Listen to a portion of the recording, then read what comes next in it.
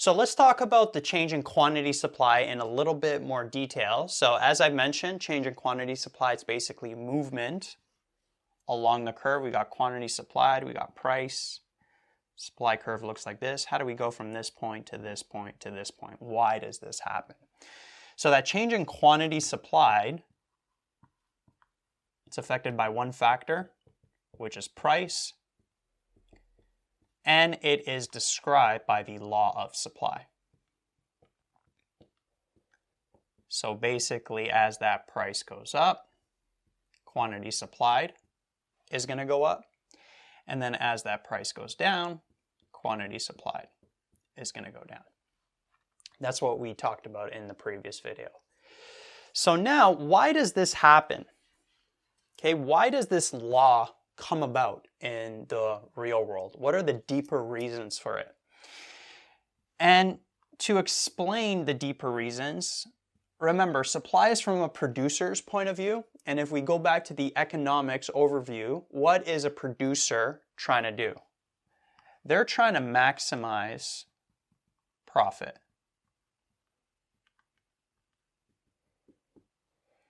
Okay, so that's one part of their reality.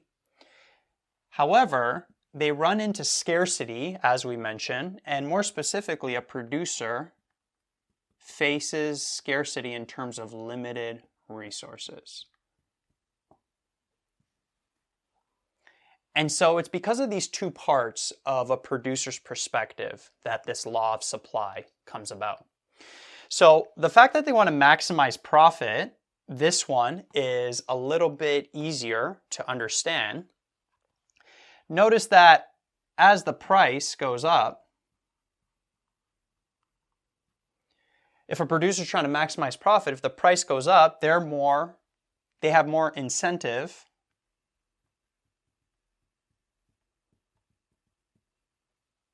to produce more or to increase that quantity supplied. And even though they're going to produce more, the costs are going to go up as well.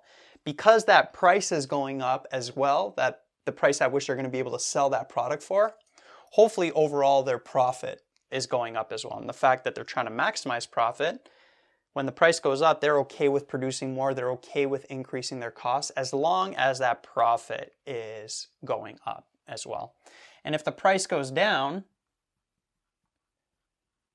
well, they're going to have less incentive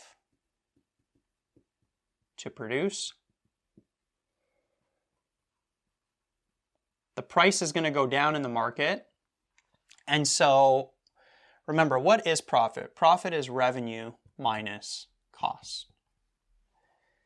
And so if the price goes down in the market, let's say profit here, just so you don't get confused with price. So if the price in the market goes down, the revenue is going down.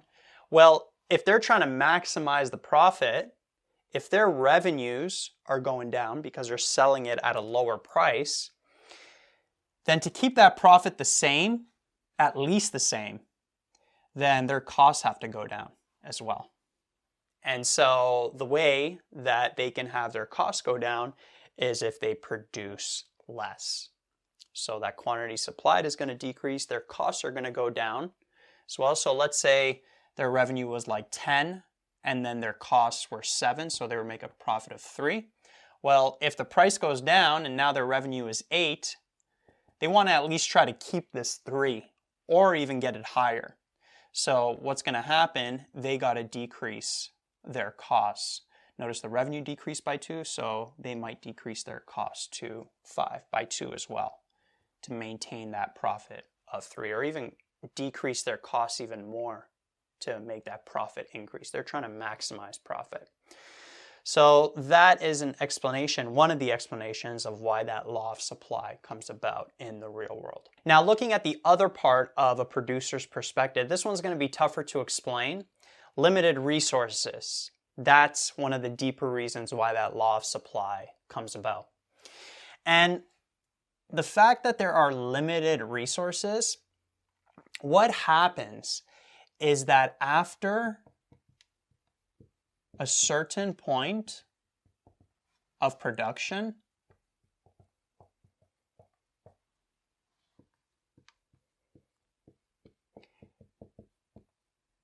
the marginal costs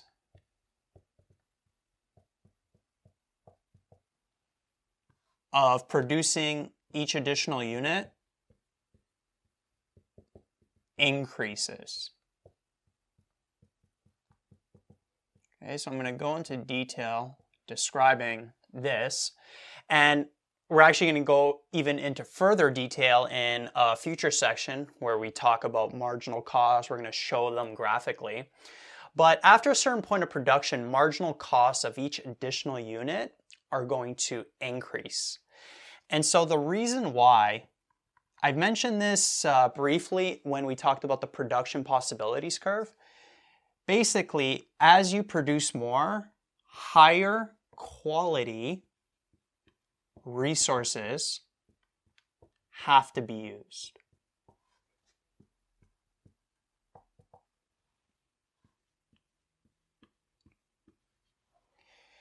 And so because higher quality resources have to be used, the costs are going up, and they're going up not in a linear fashion, they're jumping. So from here to here is less of a jump in cost than from here to here, for example. This is not the supply curve, by the way.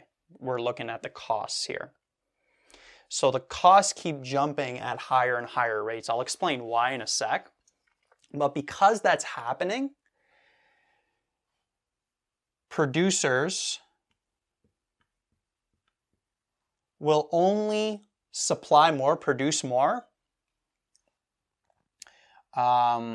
Producers will supply more if they're compensated with higher price.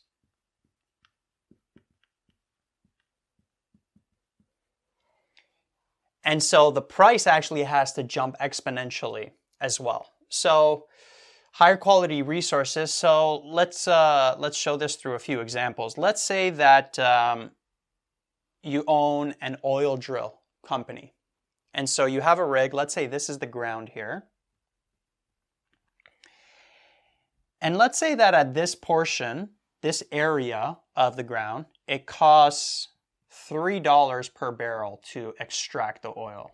Now, I don't know if these numbers are realistic. I don't know too much about the oil industry, but just for the sake of this example, let's say that these are the numbers. So in this area here, it costs $3 per barrel to extract the oil from the ground. But what happens is as you get deeper and deeper in the ground, let's say we extract all the oil here. So there's no more oil to extract in this area. So now we got to go deeper to extract it. Well, if you want to go deeper into the ground, it's going to require more time. Might require more people. It might require more sophisticated equipment, right? More sophisticated oil rigs. So let's say here, it's going to cost $5 per barrel. And then even further, it's going to cost even more. Let's say $8 per barrel. So as you go further, you need better equipment. You need more people. You need more time. There might be other elements within the Earth's surface that you got to deal with to extract that oil. It's just going to be a tougher process. And so as a producer, you're willing to put in the time to extract the oil from here, but in order to do that, that price in the market has to be higher. You got to be selling this oil here for a higher price. And then if that's happening, if the market's giving you a higher price, then you're willing to go further and further down because your profit's still going to be increasing. Versus if the price stays the same, you might start losing money if you start extracting from here. And then that's not good. As a producer, you're trying to maximize profit. So that's one example here. Another example is, let's say that transportation. So let's say that you are producing a product and you are delivering it to your customers by car. So let's say that you're just selling the product to customers within your province or within your state. But let's say it gets to a point where you've maxed out that province or state. And so for you to now deliver that product in a timely fashion to other customers, you need to get a plane. You need to deliver it through a plane, right, to reach consumers outside of your province or state, right? Let's say that the next set of customers for your specific product is in Europe and you're in Canada or the US, right? You can't drive to Europe. You're going to have to put the products on a plane, which is going to increase the cost. And not just increase the cost in a linear fashion, right? It's not like if you got to drive further out, you're just going to be using more gas, right? It's a higher quality resource that you're going to have to use, that plane. Another example is, I mentioned this example in the production possibilities curve video, is if you have a factory, and let's say to produce 10 units of a product, you need 2 workers. And then to produce 20 units of a product, let's say these 2 workers are maxed out, they're working to their full potential. So to produce 20 units, you're going to need 4 workers. But then to get to 30 units, you're going to need 6 workers. But 6 workers in a factory, it could start getting a little hectic. And so in addition to these 6 workers, you're also going to have to hire a manager to supervise these workers. And then there's going to be a lot more of a mess, or you're going to have to maybe hire a cleaning service to come in and clean the factory as well. So notice it's not a linear jump, right? It was 2 workers to here, but then those 2 workers plus a manager. So the quality, not just the quantity, but the quality of the resources, after a certain point, they increase as well. So marginal costs initially, again, we're going to get into detail about marginal costs later, they can actually initially go down, but in the long run, after a certain point of production, they're actually going to go up because eventually you're going to need higher quality resources. And then as we move further down these units, your factory might be maxed out, so you might have to buy even a new factory, which is really going to increase your costs. And so you're only going to move down this production. You're going to supply more only if that price is jumping up. And again, not in a linear fashion, but more in an exponential fashion. So if we bring back that supply curve like this, so we got price, and then we got quantity supplied. So let's say over here, we got a certain price.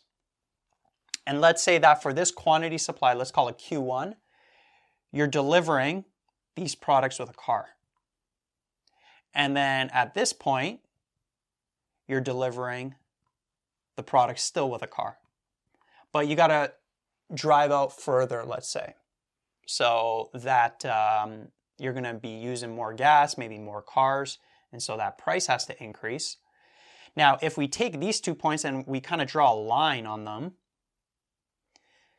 let's say that at this point you've maxed out the area in which you could use a car. So now you got to go international. So here, this extra quantity, let's call it at Q3, you got to use a plane.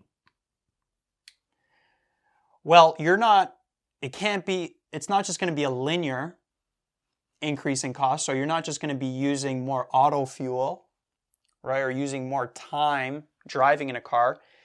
Now you're going to be putting it on a plane, which is a way higher cost. And so to compensate you to put it on a plane, you got to be getting a way higher price in the market, right? So it can't just be this price here. It's got to be a much higher price because now that quality of resource went up as well. It wasn't just a linear jump, right? So you can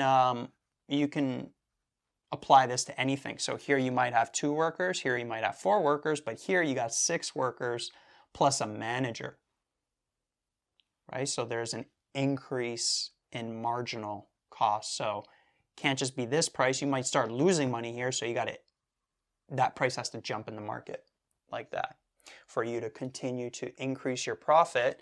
And if you are increasing your profit, then you're okay with producing more, even with that exponential jump in prices, right? So that's another reason why the law of supply comes about, and it's also the reason why it is a curve. So hopefully you guys understood that, did my best.